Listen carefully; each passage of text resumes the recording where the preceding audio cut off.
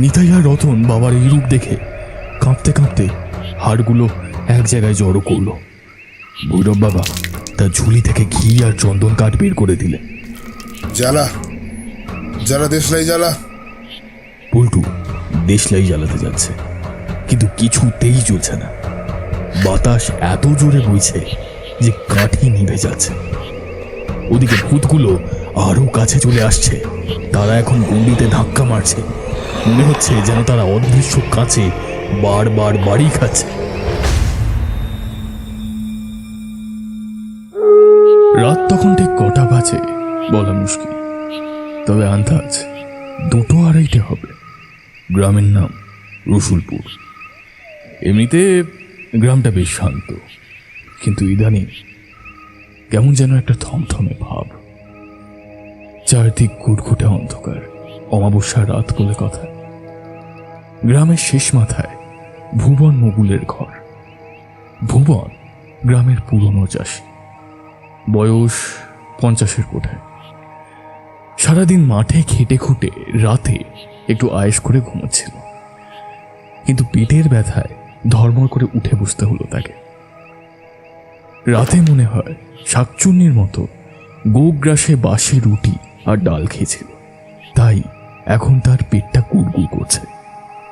ভুবন অন্ধকারে হাতড়ে হাতড়ে জলের ঘটিটা খুঁজল। পাশে বউ অঘরে ঘুমোচ্ছে। শালা মাঝরাতে চত্ব ঝামেলা। আগে তো মরার মতো ঘুমাচ্ছি, আমার এদিকে জান বেরিয়ে যাচ্ছে। ভুবনের হাতে একটা টিমটিমে লণ্ঠন। বাইরে বেরিয়ে ভুবন দেখল বাতাসটা এমন যেন ভারী। গ্রামে শহরের মতো বাথরুম হয় না। প্রকৃতির ডাক বাড়ির বাইরে এসেই মেটাতে হয়। একটু দূরে বাঁশঝাড়ের পাশে ভুবন গামছাটা কাঁধে ফেলে হনহন করে হাঁটা দিল। বাঁশঝাড়ের কাছে আসতেই হঠাৎ সে শুনতে পেল কিসের যেন একটা খসখসে শব্দ। ভুবন থমকে দাঁড়ালো, লণ্ঠনটা উঁচিয়ে হাঁক দিল, কে কে রে?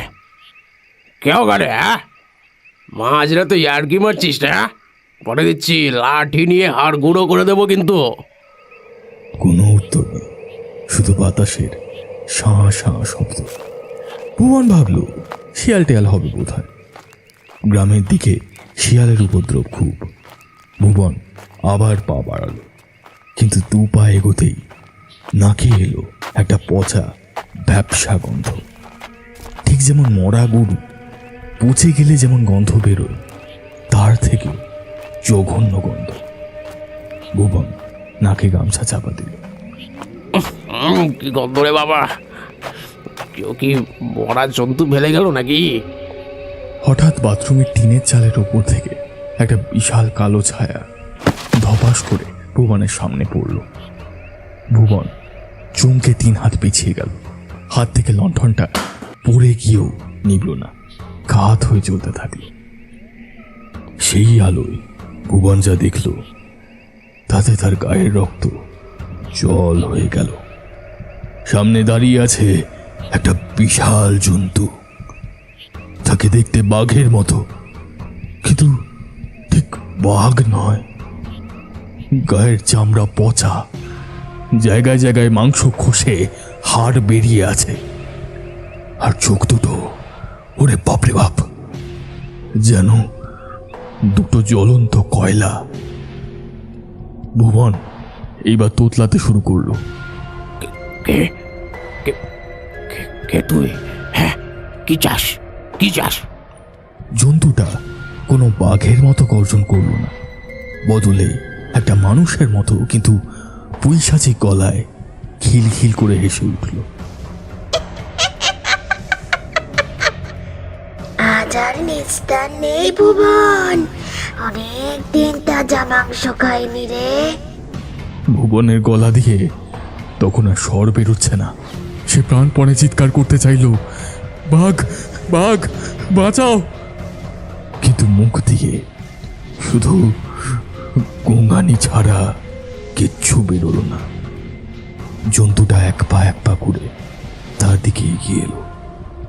ভুবন দেখল ওটার দাঁতগুলো মানুষের মতো, কিন্তু বড় বড় আর ধারালো।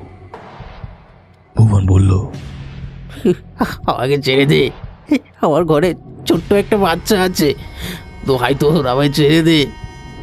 বাচ্চা? আমাদের বাচ্চাদের কথা মনে ছিল তোদের? জমিদারের কথা মনে আছে? জন্তুটা হাসতে হাসতে বলল।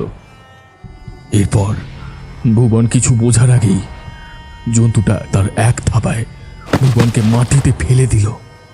ভুবন মাটিতে পড়ে গড়াগড়ি খেতে খেতে চিৎকার করে উঠল।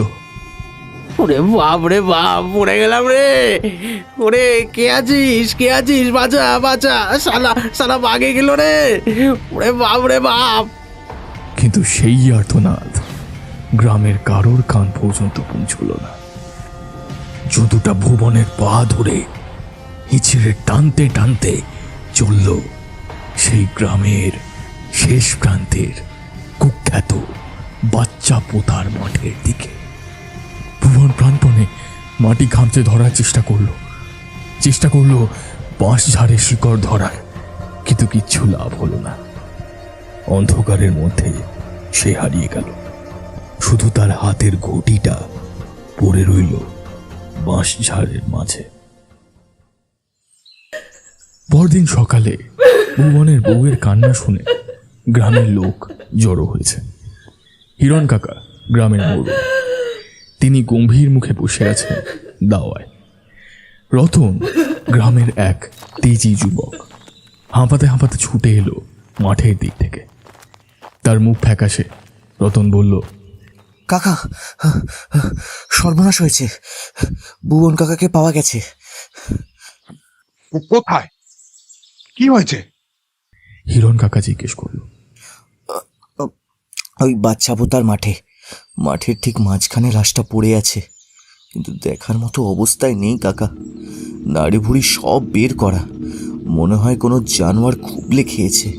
কিন্তু অদ্ভুত ব্যাপারটা কি জানেন? ভিড়ের মধ্যে থেকে নিতাই বলল, কি ব্যাপার? জেনে কাস না শালা, হ্যাঁ কি ব্যাপার? লাশের চারপাশে অনেক ছোট ছোট পায়ের ছাপ, দেখে মনে হয় বাচ্চার পায়ের ছাপ, কিন্তু কোনো বাঘ বা শেয়ালের ছাপ নেই। সবাই একে অপরের মুখের দিকে তাকাতে লাগলো। শম্ভু বলল, আমি তো আগেই বলেছিলাম ওই মাঠটা ভালো না, ওটা ওই জোকার আস্তানা। তোরা তো আর আমার কথা বিশ্বাস করিস না, বলিস নাকি আমি গাঁজা কর। শম্ভু, চুপ কর, এখন তর্ক করার সময় না, পুলিশে খবর দেওয়া দরকার। পাশ থেকে ভুবনের বউ মুখ চাপড়ে কাঁদছে। ওগো, আমার কি হবে গো? আমার স্বামী রে, তোরা আমার স্বামীকে এনে দে।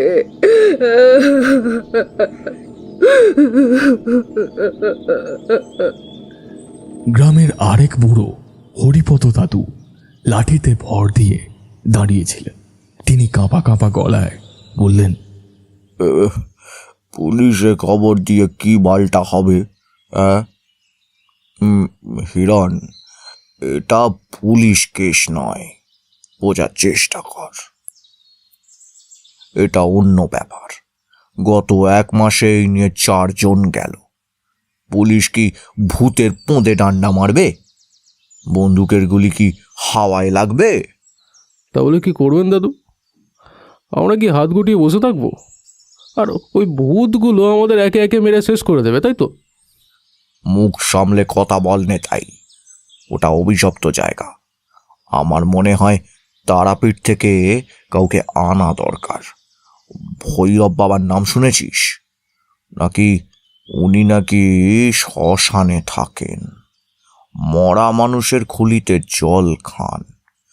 ওনাকে খবর দে, বুঝলি? ভিড়ের মধ্যে গুঞ্জন শুরু হলো। কেউ বলছে পুলিশ, কেউ বলছে তান্ত্রিক। রতন বলল, দাদু ঠিকই বলেছে। সেদিন রাতে আমিও ওই মাঠের পাশ দিয়ে আসছিলাম। বিশ্বাস করবি না, মনে হলো কে যেন আমাকে নাম ধরে ডাকছে। রতন, ও রতন, এদিকে আয়। আমি তো ভয় প্যান্ট ভিজিয়ে ফেলি আর কি। এক দৌড়ে বাড়ি এসছি, জানিস তো। এই শালা, তুই তো ভিতর ডিম, ডাকলো আর তুই পালিয়ে এলি? হ্যাঁ, গিয়ে দেখতে পারলি না কে ডাকছে? তোর এত বুকের পাটা তো তুই জানা মাইরি। কাল রাতে ভুবন কাকা তো গেল, আজ তুই যা, দেখবো তোর কত সাহস। থাম তোরা, ঝগড়া করিস না। আজই বিকেলে আমি আর রতন গিয়ে ভৈরব বাবাকে নিয়ে আসব। যা হবার হবে, টাকা যা লাগবে আমি দেব। 3 দিন পর ভৈরব বাবা গ্রামে এলেন। লোকটা চেহারা দেখলে বুকের ভেতরটা ধক করে ওঠে। ইয়া লম্বা চেহারা, গায়ের রং মিশমিশে কালো, পরনে রক্তবস্ত্র, গলায় হাড়ের মালা, কপালে মস্ত বড় একটা সিঁদুরের টিপ, হাতে একটা চিমটে আর একটা ত্রিশূল। চোখ দুটো জবা ফুলের মতো লাল, যেন সারা রাত তিনি ঘুমাননি। গ্রামের চণ্ডী মণ্ডপে বসা হল। ভৈরব বাবা এসেই একটা বিড়ি ধরালেন। তিনি হিরণ কাকার দিকে তাকিয়ে বললেন, কিরে, তোদের গ্রামে তো মরক লেগেছে দেখছি। হ্যাঁ, বাতাসে লাশের গন্ধ পাচ্ছি। হিরণ কাকা হাত জোর করে বললেন, বাবা, বাবা আপনি অন্তর্যামী, আমাদের বাঁচান বাবা। গ্রামের ছেলেরা ভয় রাতে বেরোতে পারছে না, এমনকি এমনকি বাথরুমে যেতে গেলেও বউকে সঙ্গে নিয়ে যেতে হচ্ছে বাবা। বউকে নিয়ে যাবি তো কি হয়েছে? মরলে দুজনে একসাথে মরবি, রোম্যান্স হবে। ভৈরব বাবা এবার হেসে উঠলেন। নিতাই ফিসফিস করে রতনকে বলল, লোকটা তো বেশ রসিক মাইরি, এর দ্বারা কাজ হবে তো? হঠাৎ গম্ভীর হয়ে গেলেন।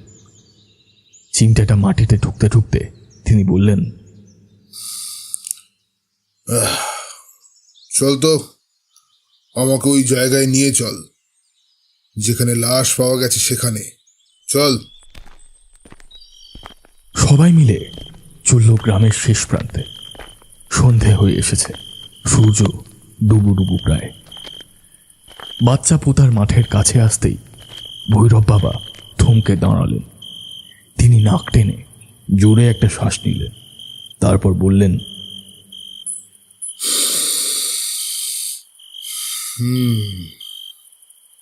গন্ধটা চেনা চেনা লাগছে, বহুকালের পচা রক্ত।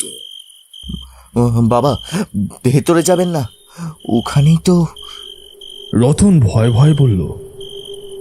ভৈরব বাবা ধমক দিয়ে বললেন, চুপ কর ছোকরা, আমাকে শেখাবি না, দাঁড়া এখানে।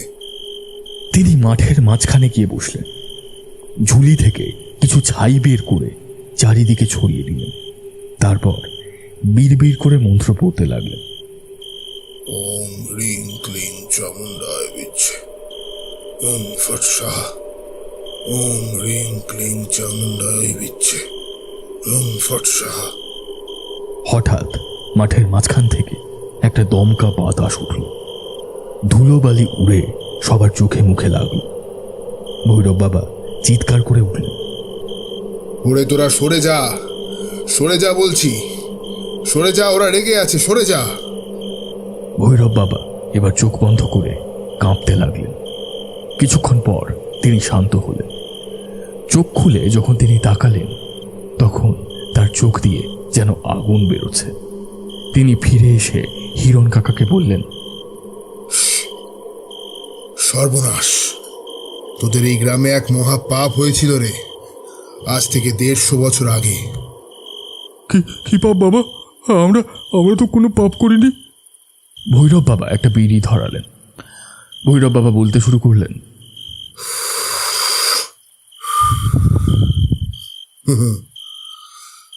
তোদের মনে নেই, কিন্তু এই মাটি মনে রেখেছে। শোন তবে, 150 বছর আগে এই গ্রামে এক জমিদার ছিল, নাম প্রতাপ চৌধুরী। চিনিস চিনিস এই নামে কাউকে? বাপ দাদার মুখে শুনেছি, খুব কড়া জমিদার ছিল। বাগে গরুতে এক ঘাটে জল খেত তার ভয়ে।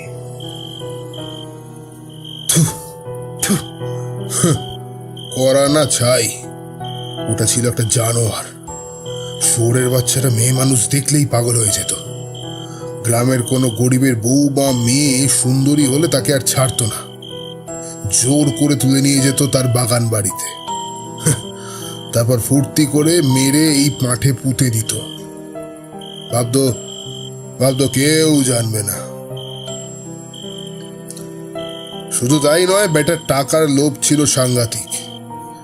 আশেপাশে গ্রামে ডাকাতি করিয়ে প্রজাদের গলা কেটে প্রচুর সোনাদানা জমিয়েছিল।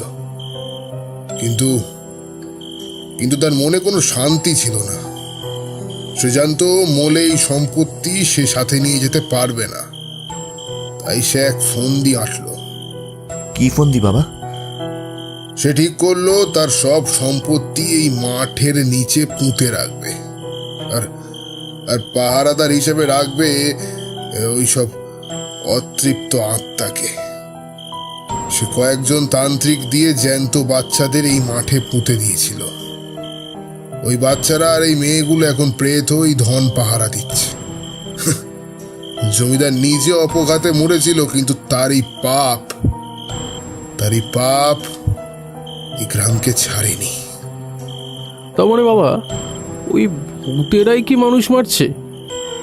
হ্যাঁ, ওরা মুক্তি চায়। এতদিন ওরা শান্ত ছিল, কিন্তু এখন ওদের খিদে বেড়েছে। আর তোরা সন্ধে হলেই ভয় ঘরে ঢুকে যাস। তাই ওরা এখন যাকে পায় তাকেই ছলে বলে কৌশলে টেনে আনে। কখনো বাবার স্বর নকল করে, কখনো বউয়ের গলার স্বর। যে একবার ওই ডাকে সাড়া দেয় তার আর রক্ষে নেই। এখন উপায় আমরা কি করব বাবা? উপায় আছে, কিন্তু কাজটা খুব কঠিন এবং ভয়েরও। এই তোদের বুকের পাটা আছে বুকের? জান থাকতে সব করবো বাবা। ওভাবে রোজ রোজ মরাচ্ছে, একবার লড়াই করে জেতা ভালো। বেশ, আজ অমাবস্যা, আজ রাতেই কাজ হবে।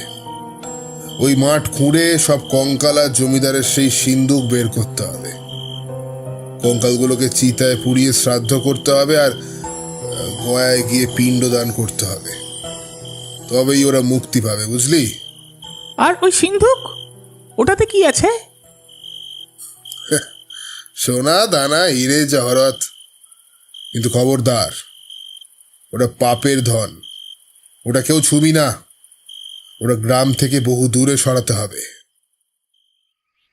রাত 12টা, চারিদিক শুনশান। গ্রামের কুকুরগুলো ভয় আর ডাকছে না। ভৈরব বাবা আগে আগে চলেছেন, হাতে জ্বলন্ত মশাল। রতন, শম্ভু, নিতাই, পল্টু আর হিরণ কাকা সবার হাতে কোদাল, বেলচা আর শাবল। বাকি গ্রামের লোক ভয়ে জালনা বন্ধ করে বসে আছে। মাঠের কাছে আসতেই সবার গাটা ছমছম করে উঠল। মনে হলো যেন হাজার হাজার চোখ তাদের দিকেই তাকিয়ে আছে। ভৈরব বাবা বললেন, আমি একটা গন্ডি কেটে দিচ্ছি। খবরদার, কেউ এই দাগের বাইরে যাবি না। যা দেখবি দেখ, ভয় পাবি না, আমি আছি। তিনি মন্ত্র পড়ে চারিদিকে জল ছিটিয়ে দিলেন। তারপর বললেন, নে, শুরু কর খোঁড়া। জয় মা তারা, জয় মা তারা। সালা, মাটি তো নয়, যেন পাথর। কোদাল সালা বসছেই না। জোরে মার, জোরে মার, হাত চালা, আরো জোরে। এই লেগেছে, কিছু একটা এখানে আছে। সবাই মিলে মাটি সরাতেই বেরিয়ে এলো একটা জং ধরা লোহার সিন্দুক, আর তার চারপাশে ছড়ানো অগণিত ছোট বড় হাড়। খুলিগুলো দেখে মনে হয় বাচ্চাদের খুলি। পল্টু বলল, ও বাবা গো, এটা তো মানুষের হাড়। ঠিক তখনই মাঠের আবহাওয়া বদলে গেল। বাতাসটা হঠাৎ করেই যেন বরফের মতো ঠান্ডা হয়ে গেল, আর মাঠের চারপাশ থেকে ভেসে এলো এক অদ্ভুত কান্নার আওয়াজ।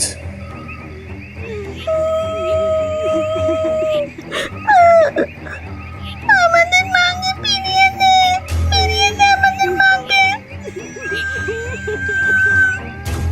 আমি আর পারবো না, পালা। শম্ভু কোদাল ফেলে দিল। ভৈরব বাবা খপ করে শম্ভুর ঘাড় ধরলেন। কোথায় পালাবি ভীরুর ডিম? পালালে এক্ষুনি ঘাড় মোটকে দেবে। গন্ডির ভেতরে থাক ভেতরে। হঠাৎ অন্ধকার ফুরে বেরিয়ে এলো ছায়া। আবছা আবছা দেখা যাচ্ছে ছোট্ট ছোট্ট বাচ্চা, কিন্তু তাদের চেহারা কি বিভৎস। কারো মাথা থ্যাতলানো, কারো পেট চেরা, নাড়ি ভুড়ি ঝুলছে। তাদের সাথে আছে কিছু মেয়ে মানুষ, তাদের চুল খোলা, জিভ বেরিয়ে আছে। রতন চিৎকার করে উঠল, বাবা ওই দেখুন, ওরা এগিয়ে আসছে। একটা বাচ্চা ভূত গন্ডির কাছে এসে হি হি করে হাসতে লাগলো। কাকু খেলি, আসো না খেলি। এই এই এই দূর হ শালা, একদম কাছে আসবি না। হঠাৎ একটা মেয়ে ভূত, যার শরীরটা পচা, সে শম্ভুর দিকে থুতু ছিটিয়ে দিল। থুতুটা শম্ভুর পায়ে লাগতেই জ্বলে উঠল। শম্ভু যন্ত্রণায় কুঁকিয়ে উঠল। অ্যাসিড মারলি রে মাগি। এইবার ভৈরব বাবা রক্তচক্ষু হয়ে উঠল। তিনি নিজের হাতের ত্রিশূলটা শূন্যে ঘোরালেন। জয় মাতারা, জয় মাতারা। আগুন জ্বালা তোরা, তাড়াতাড়ি হাড়গুলো জড়ো কর। নিতাই আর রতন বাবার এই রূপ দেখে কাঁপতে কাঁপতে হাড়গুলো এক জায়গায় জড়ো করলো। ভৈরব বাবা তার ঝুলি থেকে ঘি আর চন্দন কাঠ বের করে দিলেন। জ্বালা দেশলাই জ্বালা। পল্টু দেশলাই জ্বালাতে যাচ্ছে, কিন্তু কিছুতেই জ্বলছে না। বাতাস এত জোরে বইছে যে কাঠি নিভে যাচ্ছে। ওদিকে ভূতগুলো আরো কাছে চলে আসছে। তারা এখন গন্ডিতে ধাক্কা মারছে। মনে হচ্ছে যেন তারা অদৃশ্য কাছে বারবার বাড়ি খাচ্ছে। একটা ভূত নিতাইয়ের পা কামড়ে ধরল গন্ডির বাইরে থেকে। ভৈরব বাবা ছুটে এসে উদ্ধার করলেন নিতাইকে। অদ্ভুত এক আগুনের ঝলকানি দিয়ে ভূতটা ছিটকে গেল। ভৈরব বাবা চিৎকার করলেন, রক্ত দে, ওরা রক্ত চায়। নিজের হাত কাট একটু। হিরণ কাকা এইবার সাহস করে এগিয়ে এলেন। নিজের আঙুল থেকে রক্ত ছিটিয়ে দিলেন হাড়ের স্তূপে। নে রক্ত চাই তো দে। হ্যাঁ এই নে রক্ত। রক্ত পড়তে দাউ দাউ করে জ্বলে উঠল চিতা। আগুনের লেলিহান শিখা আকাশ ছুঁল। আগুন জ্বলে উঠতেই এক পৈশাচিক আর্তনাদে ফেটে পড়ল পুরো মাঠ। মনে হলো যেন নরকের দরজা খুলে গেছে। ভূতগুলো আগুনের তাপে ছটফট করতে লাগলো।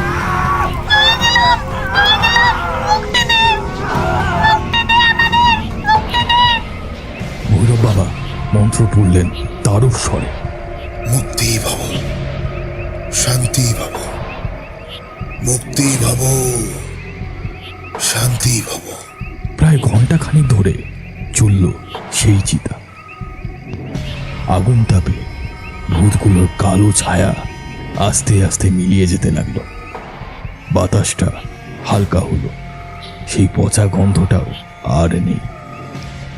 ভৈরব বাবা মাটিতে বসে হাঁপাচ্ছেন। তার সারা গা ঘামে ভিজে গেছে। তিনি বললেন, কাজ হয়েছে, ওরা মুক্তি পেয়েছে। এবার ওই সিন্দুক তোল। ছেলেরা ধরাধরি করে সিন্দুকটা তুলল।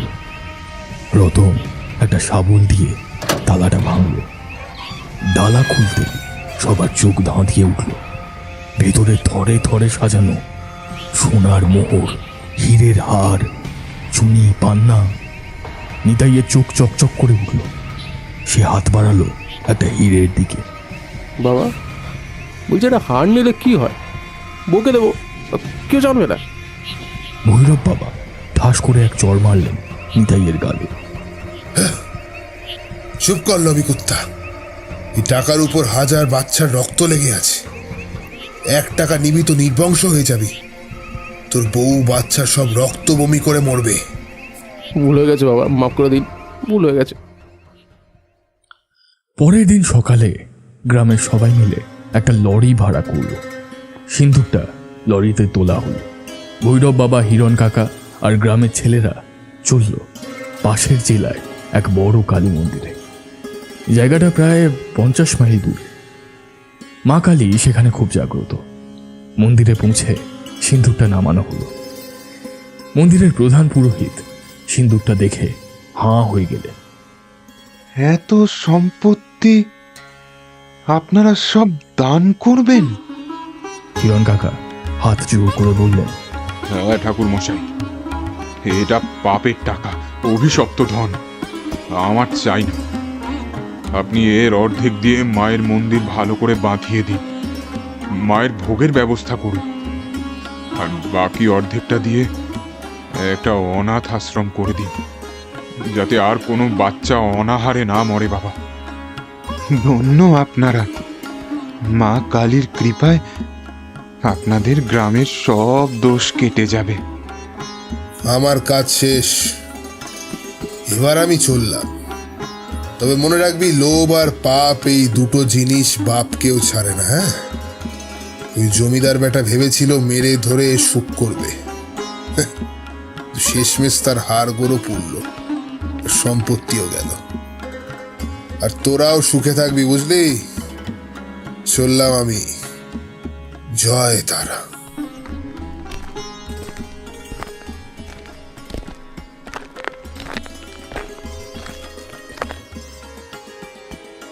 কয়েকদিন পর শম্ভু আর রতনরা মিলে গয়ায় গিয়ে সেই হাড়ের ছাই দিয়ে পিণ্ডদান করে এলো। এখন আর রসুলপুর গ্রামের মানুষ রাতে বেরোতে ভয় পায় না। সেই বাচ্চা পোতার মাঠ এখন আর অভিশপ্ত নয়। সেখানে এখন গ্রামের বাচ্চারা বিকেলে ক্রিকেট খেলে, চাষিরা ফসল ফলায়। তবে আজও গ্রামের কোনো বয়স্ক লোক ওই মাঠের পাশ দিয়ে যাওয়ার সময় একবার থমকে দাঁড়ায়। হয়তো তাদের কানে এখনো বাজে সেই রাতের হাড় হিম করা চিৎকার।